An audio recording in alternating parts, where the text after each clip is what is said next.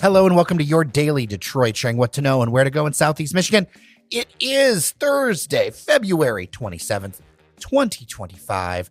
Coming to you from our studio at Techtown. I am Jer Stays, and joining me across the table, just back from the Big Apple, the Prince of Brightmoor, New York City, returned, Norris Howard. What's going on, everybody? It's good to be back home, as always, and back on the mic for Daily Detroit. We got a lot to talk. We got a few things I want to talk about. Yeah, let's get it, man. The first thing, I think this kind of will end up tying into your trip. Sure. There was a strong statement put out by Preservation Detroit with the idea that the RenCen, the Renaissance Center, should become a historic district to protect it, to protect the towers from being demolished. And before we get into this conversation, yes, I think I do want to reach out to them for their perspective on this one, because it is such a iconic building and people have a lot of feelings about it. But I do want to quote from their statement they put out. I want to get your opinion on it because we've been talking about the RenCen. Yeah. The energy cost of demolishing the two towers and transporting all of their material to a landfill merely adds to the carbon deficit of the current proposal. A strong case exists for a sensitive mothballing plan, which would make both civic and economic sense. Given the current and anticipated housing shortages in Michigan, previously identified hotel room deficits within the city center, and a rapidly evolving office market, who can say what imaginative uses might be possible for these two towers once the first phases of the project are completed in a few years? So to catch you up, in case you don't know, the current plan on the table is to demolish two of the RenCen towers. We actually predicted and shot called it here on Daily Detroit way ahead of everybody else. Shout out to Devin O'Reilly for that. Thoughts? Yeah. I think, first of all, the big thing I would like to know, and I would love to talk to them directly about this, is what calculations went into measuring the carbon deficit and all that. It just seems like a very specific claim to make without also providing that data to me personally. But also at the same time, and I've said it many times on this show, and I continue to stand by it, which is if it's not being used and the ability to use it in a way that would serve the public or serve a business or whomever is cost prohibitive, then why is it still there? Because where we are right now, is that, as we also reported on the show, that it's going to cost anywhere up to $1.5 billion to convert it to residential. And then the other things that are happening. Yeah, and then also the other stuff. So that's not even counting, if certain things were taken out, put in, if they come up against, construction setbacks, because it's going to be really, that building is so uniquely built that it's going to be difficult to turn it into residential. And they've said that, or the various architects and various people who do this have said this many times. It's going to be a difficult job. So for me, I look at it as, if we're keeping it a historic district, the next question is why? Or making it one. Yeah, or making it one. Why? Beyond just nostalgia, which I think doesn't serve anybody. Well, they're saying that it is one of Portman, the architect's, most important works, and talking about how it's been, integral to the city's skyline, among other things. My concern, and I understand where they're coming from, because I think about the Hotel Statler, the Tuller, a number of other projects, the Lafayette building, which after a long period of time were left vacant and eventually came down. They were not properly mothballed. They were not secured. And then, in reality, and eventually they came down. And I'm very torn on this because I'm somebody who leans towards historic preservation. On the other hand, I know the economic realities of this, and we're having trouble filling some of the stuff we got.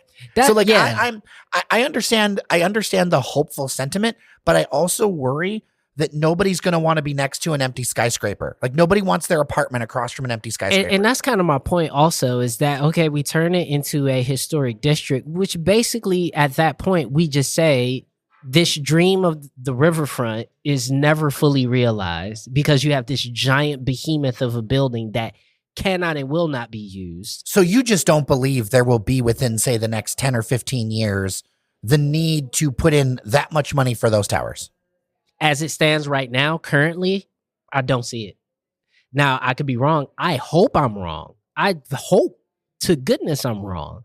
And I hope that within the next 5 years, we get such an influx of people that is like, we have to turn this online. But I don't see it happening that quickly enough to preserve the building. My issue with the historic district is that there are functional changes that need to happen. Right. To make this work. I'm sorry, but Portman's design sucked. Okay? The design sucks. Like, I love the outside look of it. Yeah. It needs to be modernized with modern glass. The colors might have to change a bit. But if you pass out inside the RenCen, we ain't gonna find you. Right. Like, there was a whole Democratic Party convention and nobody knew. They were just out chasing Pokemon, I guess. Because there's like you just get lost in there. If you're in that hotel and you never, like, you in there, like, it is possible to go into the RenCen, because that was the dream of office parks in the 80s, which that you would 70s, go, yeah, or 70s in the 70s and 80s, is you would go to the office park, you would work there, you would shop there, you would eat there, you would do everything there, and then maybe you would go home. But so this is my other concern with the historic district. The design does suck. And since the design sucks, we need to make pretty big improvements to what's happening. Recently, a little over a year ago, I think, or more, I went to Hudson Yards in New York City, and this is where we're going to tie into your trip. Sure. I saw a number of things in New York. Not that we should always copy everything in New York, and no, Detroit is not the new Brooklyn. That's a whole nother conversation. Yeah, whole nother thing. I saw where spaces are activated in ways that, like, you just don't see here. Where you like have the High Line. Yeah, right. You have outdoor spaces. You have things like that. Podium should be completely demolished. The area that's enclosed over it, and allow you to have a space in between those towers. Would a historic district designation stop that? Probably. Those are the kinds of questions I have where I'm like, when I see historic district designations, and I often am for them, but I also get worried that, like, then you're just not going to be able to do what needs to be done to get this as active space. Because the thing is that, to me, buildings are great. Historic buildings are great, but buildings aren't worth anything unless there's people active in there. Just like looking at them being empty. It doesn't do anything. It doesn't serve anyone. The issue with so many of Detroit's buildings being empty is that there wasn't the economic activity to make those things viable. Right. And that's the challenge. The problem was, and then we had, in my opinion, these efforts to designate them as historical, to keep, elements of them alive when they could have been used for something, or the land could have been used for something. And for me, it's sure that is a iconic version. That's an iconic piece of the Detroit skyline. Yes, we all know that. But at the end of the day, what does it say to us about the city of Detroit that our most iconic building is a lemon? That it's just there. It is just a giant 60 story, like, sculpture, basically. I think another unpopular opinion. The RenCen was always a lemon. Because when it opened, it sucked up all of the office tenants, all of that into that place. I've talked to people who were around at that time. My dad used to paint offices down in the 80s, and he would tell me the stories about how when the RenCen opened, that's where everybody went. That's where everybody went. So I don't necessarily view the creation of the RenCen as a net benefit for downtown, even when it was built.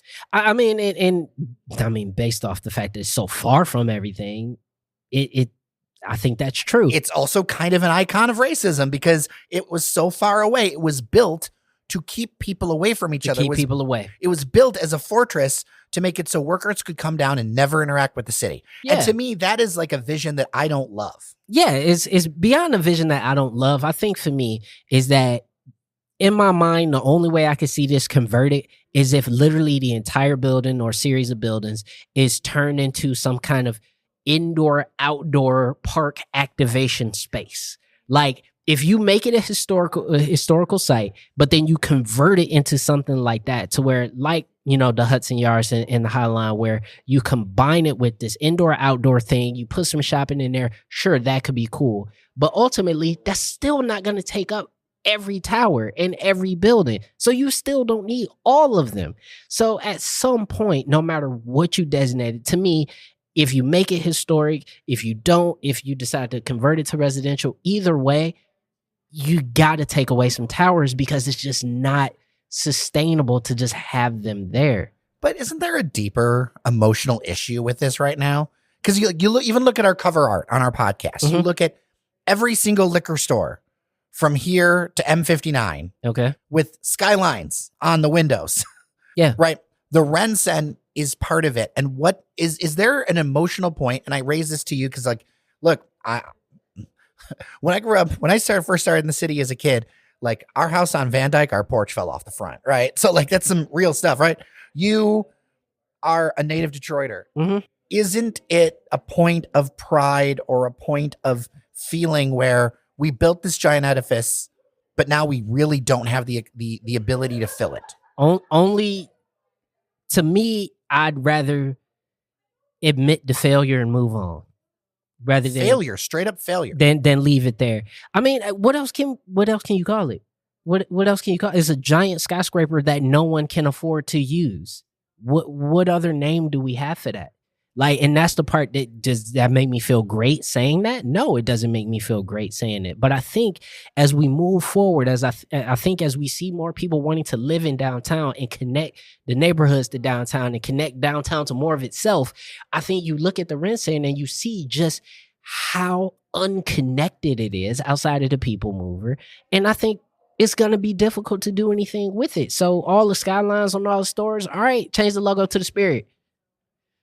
I was recently at an affordable housing opening. It was this week. And I saw these two new buildings, one in Brush Park, one in Midtown. We've got a link on dailydetroit.com if you want to read a little post about it. Took some video. I thought to myself about how less expensive it was to build those affordable options that are modern, that are accessible to the street, where everybody's got their own parking space, but you're right near the ballparks. You got 1-bedroom homes, all these things at rents that, you know, some of these people are going to be spending only $450 a month because it's all income adjusted. I think that's a wonderful thing. Fantastic. There is no way in the world the math ever works for that to happen in the RenCen. Never. Like I hear these things about making it an affordable housing. There is no math in the world. Like that is a pipe dream. That is absurd when you think about it compared to the projects that are actually happening out there. All of the housing in the last 5 years that's affordable that Mike Duggan talked about, that all that housing was $1 billion across the city. And you're talking about $1 billion to just, that is completely inefficient and a complete waste of money. And that's what I'm saying. So, you know, for me, it's I'm not necessarily great and jumping off the roof and saying like, oh my God, we need to tear it down. It's going to be so great. That's not what I'm saying. If we could find a use case for it, fantastic. If we had somebody who wanted to eat $1 billion just for the sake of it, just to save the building. Michigan Central. There you go. Right. When Michigan Central was vacant, I said, and it's at a site that's gone now. When I worked at Detroit Unspun, the only way forward is as a corporate campus. Yes. And that's what it's ending up being, a version of a corporate campus and a hotel, a place where they have it. The RenCen was built in some ways as a corporate campus. And GM had it. GM tried it. Like, that's the thing, is that GM tried to make it a corporate campus and it didn't work. It just flat out didn't work. And now we could talk about, oh, does another industry come in? But what other industries in Southeast Michigan are going to come into a building like the RenCen, fill it to capacity in the same capacity that it was in 1995 and use it to its max? It's not going to happen. The nature of work is different. The nature of companies are different. There's no use case outside of a full conversion to residential that will make that make sense. And as you just illustrated, there's almost no way to make that math make sense. What does sensitive mothballing mean? And who foots that bill? Because you still got to heat it to some extent.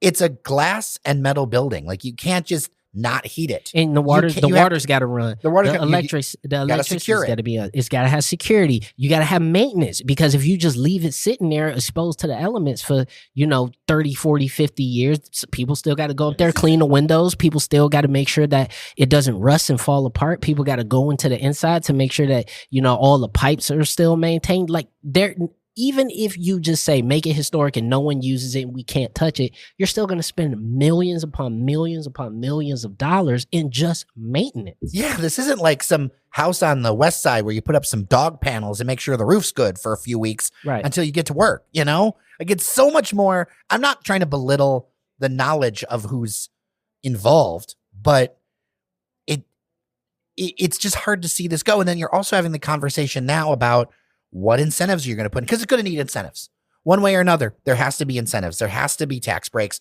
because none of the math works on it. No. And people are already taxed out in this town when it comes to municipal projects. People already, the moment you say that, people are already rolling their eyes. They're already, whatever, I don't want to deal with this. It's a scarlet letter. So how do we make it make financial sense? I would love to have Preservation Detroit on the show to talk about this, because right now, from where I'm sitting, it doesn't look like it makes much financial sense to keep all those towers there and mark it as a historical district. Now, you just came back from New York. Sure did. You were there for a few days. You weren't just there for a little drop-in. I'm glad that you got a chance to get out of the city. Yeah. What were a couple of key takeaways that you had since your last time and thinking about everything, knowing that Detroit's not New York, but it is kind of the big city of America? I mean, listen, the pizza is whack. Like, the pizza is like, anybody coming to me telling me that New York pizza is the best pizza in the country is flat out lying to you. That's full blown 100% cap. Okay. Detroit pizza is king, period. So that's my number one takeaway. My number two takeaway is what I love about that town and what I love about that city is the going out culture, right? Because you live in a box, right? You outside. And that's what I love about it, because what that does is it creates this vibrant restaurant cafe culture in which everything is at your fingertips. One of my favorite restaurants I got to go to is a place called The Butcher's Daughter. They got multiple locations across New York City. And it's a vegetarian place. But what I love about it is that it's like never busy. The only time it's busy is like 2:00 on Sunday. So it's always steady, but never busy. It's always steady, but never busy. And why can it be steady, but never busy? Because it's New York. And there's a bajillion people here. But I went and there was 4 people in there.